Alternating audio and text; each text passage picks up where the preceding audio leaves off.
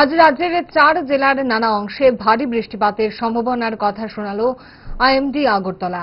এই 4 জেলা হলো গোমতী জেলা, উত্তর জেলা, দক্ষিণ জেলা সহ ধলাই জেলা। পাশাপাশি আগামীকাল থেকে 11 আগস্ট পর্যন্ত রাজ্যের কোনো জেলাতেই ভারী বর্ষণের সম্ভাবনা নেই। গতকালের ভারী বৃষ্টিপাতের মধ্যে সর্বোচ্চ ভারী বর্ষণ হয়েছে পশ্চিম জেলায়। পশ্চিম জেলার বৃষ্টিপাতের পরিমাণ 135.3 মিলিমিটার। আজ টাইমস 24 নেটওয়ার্ককে এক একান্ত সাক্ষাৎকারে আইএমডি আগরতলা আবহাওয়া বিজ্ঞানী ডক্টর পার্থ রায় জানান,